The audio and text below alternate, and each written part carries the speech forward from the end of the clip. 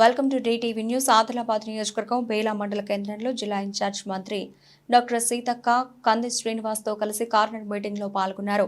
మంత్రి సీతక్క మాట్లాడుతూ అభివృద్ధి అవకాశం ఇవ్వాలని కోరుతూ కాంగ్రెస్ పార్టీ మేనిఫెస్టోను ప్రచారం చేశారు.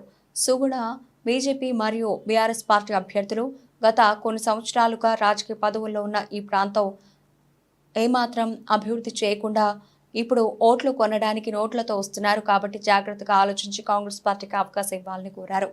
మరి వాళ్ళ కాంగ్రెస్ వాళ్ళు పుస్తకాలు గుంజుకోపోతే ఏమన్నా మాటలేనా? అయ్యా మోడీ గారు, నువ్వు వచ్చినాక ఆడోళ్ళు ఎవరు బంగారం కోరే పరిస్థితి లేదు. ఆకాశానికి ఎక్కింది. పుస్తకాలు తాకట్టు పెట్టి పుస్తకాలు అమ్ముకొని ఇవాళ వాడు తినడానికి నిత్యావసర వస్తువులు కొనుక్కునే పరిస్థితి రేట్లు పెంచినావు. కాబట్టి దయచేసి ఒక్క అవకాశం రాహుల్ గాంధీ గారికి ఇద్దాం. త్యాగాల కుటుంబం 34 ఏళ్ల కింద రాజీవ్ గాంధీ చచ్చిపోయిండు. ఆ రోజు నుంచి ఈ రోజు వరకు వాళ్ళ కుటుంబం పదవులు తీసుకోలే, దేశం కోసం పాటుపడ్డారు. కోట్ల మందికి ఇల్లులు ఇచ్చిర్రు, 81 కోట్ల మందికి రేషన్ కార్డులు ఇచ్చిర్రు, కోట్ల మందికి కోట్ల గ్రామాలలో అంగన్వాడీ సెంటర్లు కట్టిరు, ఆశా వర్కర్లు తెచ్చిర్రు, ప్రాజెక్టులు కట్టించిర్రు, ఉద్యోగాలు ఇచ్చిర్రు. మీరు ఒక్కటే అడుగుతున్నా, బీజేపీ అన్నప్పుడు జై శ్రీరామ్ అంటే సంతోషమే. మరి నాకు ఇక్కడ నా ఊర్లోనేమో లక్ష్మీనరసింహస్వామి దేవుడు ఉన్నాడు జైనాథ్లో. మరి జైనాథ్ దేవుణ్ణి తగ్గించి మరి ఒకటే దేవుణ్ణి నెత్తి మీద ఎక్కించుకోవాలంటే నా తాత ముత్తాతలు ఒక దేవుని మొక్కుతారు కదా, అవునా కాదా? ఒక్కొక్క ఊరికి ఒక్కొక్క దేవుడు ఉంటాడు, ఒక్కొక్క కులానికి ఒక్కొక్క దేవుడు. మా ఊరు పోతే అందరం సమ్మక్క సారక్క మొక్కుతాం, అవునా కాదా? మన ఈ ఊరికి వస్తే జైనాథ్. అట్లనే రాముని మొక్కుతాం, ఆంజనేయ స్వామి మొక్కుతాం. కానీ వాళ్ళు ఈ దేవుళ్ళందరూ ఏవద్దు ఒకటే దేవుడు అంటున్నారు. అది ఎట్లా సాధ్యం చెప్పండి? ఈ రకంగా దేవుళ్ళని కూడా రాజకీయంలోకి తీసుకొస్తారు. ఎట్లా ఉందంటే బీజేపీ పరిస్థితి, శివుడి టెంపుల్లో పోతే శివుని నెత్తి మీద తేలు ఉంటుందంట. తేలు శివుని మరి గుండెల మీద ఉంది. చేయితోడు దిద్దామంటేనేమో కుడుతుంది, చెప్పుతోడు కొడదామంటేనేమో దేవుడు. ఇవాళ బీజేపీ వాళ్ళు కూడా బీజేపీ వాళ్ళని తిడదామంటే రాముని అడ్డం పెడతారు. అయ్యా 10 ఏళ్లలో మీరు రుణమాఫీ అంటే ఎవరు? కాంగ్రెస్ పార్టీ, సోనియమ్మరే, ఆ రోజు రాజశేఖర రెడ్డి గారు, ఈరోజు మళ్ళా రేవంత్ రెడ్డి గారు ఆధ్వర్యంలో మీ అందరి రుణాలు మాఫీ చేసి 5 లక్షలతో ఇల్లులు కట్టించే బాధ్యత మాది. 3 నెలల్లో 34,000 మందికి ఉద్యోగాలు ఇచ్చినటువంటి ఘనత కాంగ్రెస్ది. కాబట్టి మన రాష్ట్రంలో మన ప్రభుత్వం ఉంది. మీరు ఇవాళ మహారాష్ట్రకి వెళ్ళిపోయి అడగండి, మొత్తం కాంగ్రెసే గెలుస్తుంది. ఈ పక్కనే ఉన్నది కదా, వాళ్ళని అడగండి ఎటేసిరంటే చెయ్యి అంటున్నారు. చెయ్యి గుర్తుకే పడ్డది. అక్కడ పొత్తులో మరి సంఘటనకు పడ్డది. పొత్తులో మన అలయన్స్కే వచ్చింది. కాబట్టి ఇప్పుడు కూడా రాష్ట్రంలో 14 సీట్లు గెలవబోతున్నాం. ఆదిలాబాద్ ఆత్రం సుకున పక్కగా పార్లమెంట్లో ఉంటుంది. ఈ బాధలన్నీ మాట్లాడుతుంది. దయచేసి 13వ తారీఖు వరకు కార్యకర్తలందరూ ఇల్లు తిరగండి, గడప గడపకు గ్యారంటీ కార్డు తీసుకెళ్ళండి. ఒక మాట చెప్పినామంటే కాంగ్రెస్ చెప్పి తీరుతుంది. తెలంగాణ ఇస్తా అన్నాం, ఇచ్చి తీరినాం. రేపు 100 రోజుల పని తీసేయాలని మోడీ కుట్ర చేస్తా ఉన్నాడు. కాంగ్రెస్ వస్తే 400 రూపాయల కూలి 100 రోజుల పనికి, ప్రతి మహిళకు ₹1,00,000 అకౌంటు. అదేవిధంగా కులాలు కుల గణన చేసి ఏ కులంలో ఎంత జనాభా ఉందో వాళ్ళకంత రిజర్వేషన్ ఇస్తాం. దానికోసం ఇవాళ రిజర్వేషనే వద్దు, రాజ్యాంగమే వద్దంటాం. బీసీలు ఎంతుంటే, ఓబీసీలు ఎంతుంటే వాళ్ళ జనాభాకు తగ్గట్టుగా వాళ్ళకు, ఎస్టీలు ఎంతుంటే వాళ్ళకు, ఎస్సీలు ఎంతుంటే వాళ్ళకు, మహిళా కోటా కింద కూడా. కాబట్టి ఈరోజు మీ దాంట్లో ఎన్ని గ్రూపులున్నా మనందరికీ నాయకుడు రాహుల్ గాంధీ. నేను నచ్చకపోవచ్చు, కొంతమందికి సీనన్ అంటే పడకపోవచ్చు, సుగుణక్ అంటే పడకపోవచ్చు. ఇచ్చింది కాంగ్రెస్, రిజర్వేషన్లు ఇచ్చింది కాంగ్రెస్, ఐటీడీఎల్ తీసుకొచ్చింది కాంగ్రెస్, ఎస్సీ కార్పొరేషన్లు తెచ్చింది, బీసీ కార్పొరేషన్లు తెచ్చింది, మైనార్టీ కార్పొరేషన్లు తెచ్చింది. అవన్నీ 10 ఏళ్ల నుంచి పక్కకు పడేసి ఏమన్నంటే దేవుడు దేవుడు దేవుడు దేవుడు మనకు కూడా ఉన్నాడు, మనం కూడా మొక్కుతాం.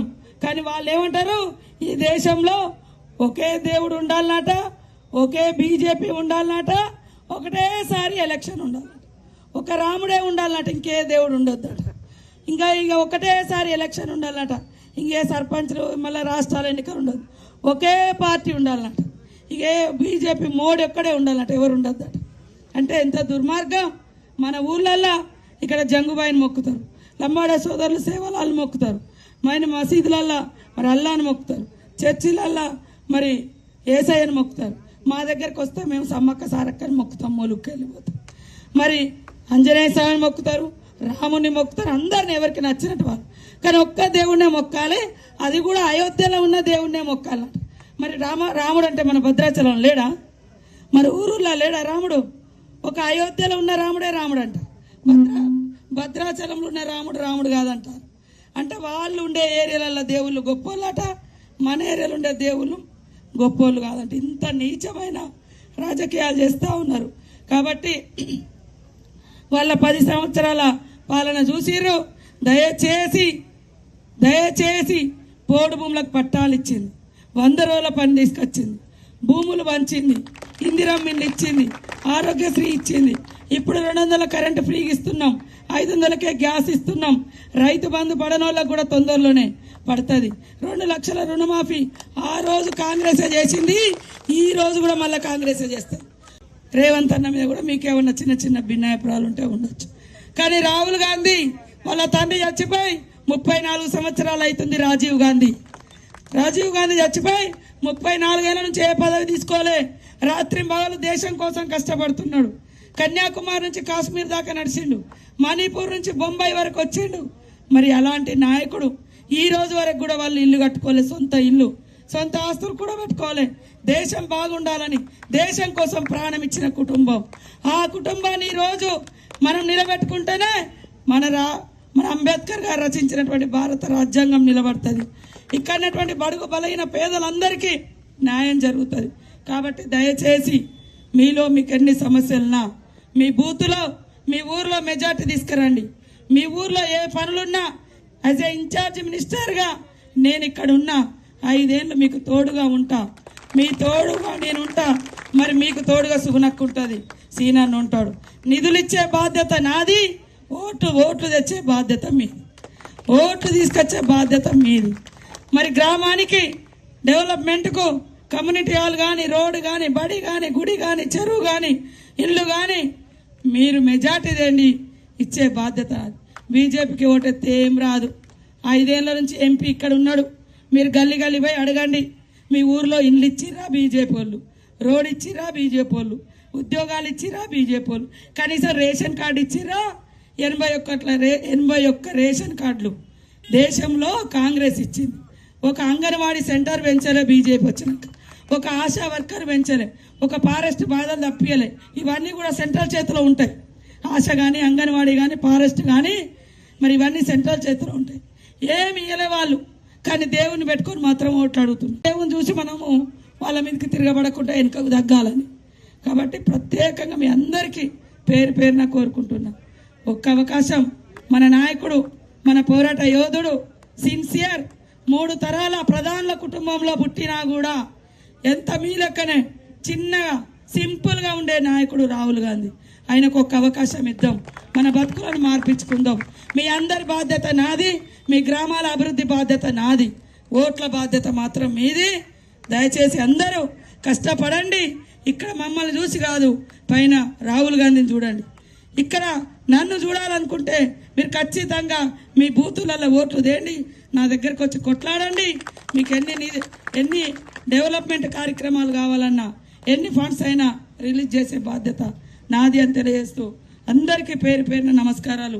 రేపటి నుంచి గడప 100 ఎకరాలు ఉన్న వాళ్లకు రైతు బంధుతో పాటు ఫామ్ హౌస్లలో కూడా కరెంటు ఫ్రీ. పెద్ద ఫామ్ హౌస్లలో ఇగో ఈ అక్క ఇల్లు ఉన్నది, ఇల్లు ఒక బుగ్గ, అందులో ఒక ఫ్యాన్, ఇల్లు ఒక ఫ్యాన్ ఉంటుంది. కానీ 1 తారీఖు వరకు బిల్లు కట్టకుంటే కరెంటు కట్ చేసేది. కానీ ఈరోజు 200 యూనిట్ల వరకు కరెంటు ఫ్రీగా ఇచ్చింది కాంగ్రెస్. మరి ఆనాడు కాంగ్రెస్ ఉన్నప్పుడు 450, 500కే సిలిండర్ ఇచ్చేది. ఈ 10 సంవత్సరాలు ఈ బీజేపీ వాళ్ళు, బీఆర్ఎస్ వాళ్ళు 1200కు పెంచారు. మళ్ళా రేవంత్ రెడ్డి గారి ప్రభుత్వం, మన ప్రభుత్వం, మీ ప్రభుత్వం మళ్ళీ 500కే ఇస్తా ఉంది గ్యాస్. మా అక్కలకందరికీ ఆనాడు మహిళా గ్రూపులు పెట్టి లోన్లు పావుల వడ్డీకే ఇస్తే అవి కూడా కేసీఆర్ వచ్చినాక అభయస్తం ఇట్లా పక్కకు పడేసారు. అందుకనే కోటీశ్వరులను చేయాలని ఇవాళ గ్రామాలలో ఉన్నటువంటి స్కూల్ భవనాలు కానీ, రిపేర్లు కానీ, మహిళలకు కుట్టు మిషన్లు కానీ, సోలార్ లైట్లు కానీ ఏర్పాటు చేసి కరెంటు ఉత్పత్తి చేసి అమ్ముకునే శక్తి కూడా మా మహిళా సంఘాలకే. మండలానికి 5 ఎకరాలు, గ్రామానికి 5 ఎకరాలు కూడా చూస్తూ ఉన్నాం మహిళలు డబ్బు సంపాదించుకోవాలని. కాబట్టి దయచేసి ఇవాళ ఆలోచించండి. లాస్ట్ కంటనే ఉన్నారు, కాంగ్రెస్ వాళ్ళు వస్తారంటే పుస్తకాలు గుంజుకుంటారంట. ఇవాళ నాయన మోడీ గారు నువ్వు వచ్చిన కాంచి కట్టుకునే బట్టల మీద మానవుడు అనేటోళ్ళందరూ ఒంటి మీద తిండి లేకున్నా కడుపుకు ఒంటి మీద బట్టలు ఉంచుకుంటారు.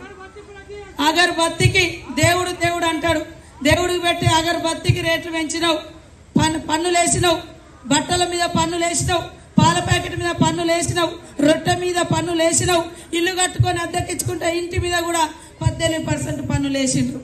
ప్రతి దానికి చస్తే పన్ను, పుడితే పన్ను ఇన్ఛార్జిగా ఇచ్చి అక్క ఈ జిల్లాను అభివృద్ధి చేయాలి, నీ బాధ్యతని నా భుజాల మీద ఈ బాధ్యతను పెట్టి. అట్లనే ఒక ఆడ కూతురుకు నువ్వు కూడా ఆడ మనిషిగా ఉన్నావు, ఒక ఆడ కూతురుని ఆ పార్లమెంటుకు పంపుదాం. ఇక్కడ ఇవాళ నువ్వు మంత్రిగా ఉన్నావు. ఈ అడవి రాజ్యంలో ఫారెస్ట్ ప్రాబ్లం చాలా ఉన్నాయి కాబట్టి ఒక ఆడ కూతుర్ని, ఒక పోరాటాలు చేసిన చరిత్ర ఉన్న అక్కను, చదువుకున్న వ్యక్తి, ఉద్యోగం వదిలిపెట్టి వచ్చిన వ్యక్తి కాబట్టి ఆమెను మనం గెలిపిద్దాం.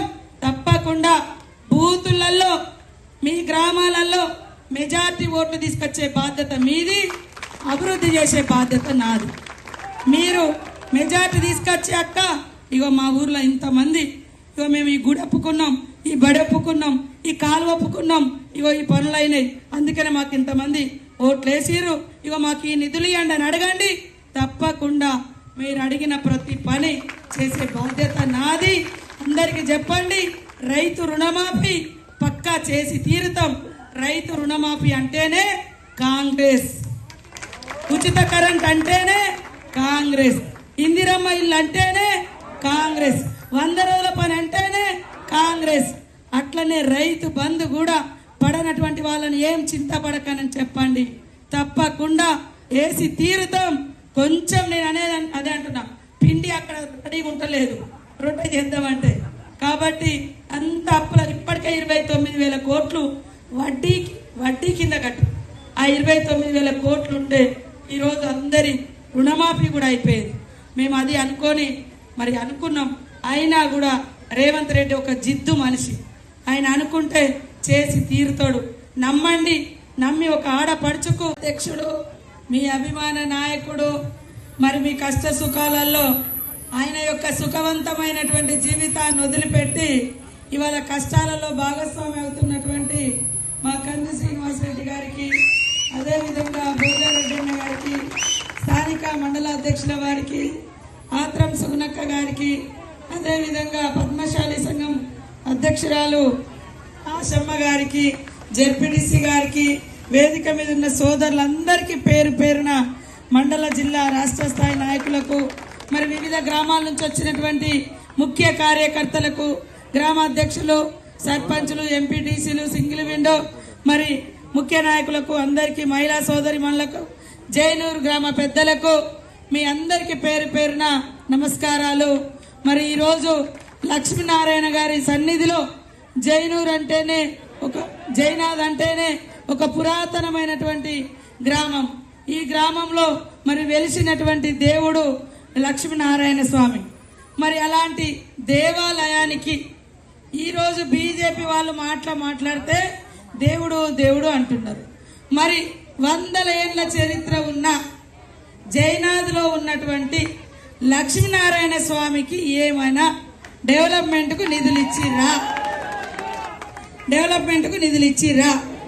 మరి 10 ఏళ్ళు అధికారంలో ఉండి వాళ్ళు అయోధ్యలో రామాలయం కడతామని చెప్పి, అయోధ్య ఎక్కడుంటో చాలా మందికి తెలియదు, అయినా ఇంటింటికి వచ్చి చందాలు రాసుకొని పోయి అయోధ్యలో కట్టిరు.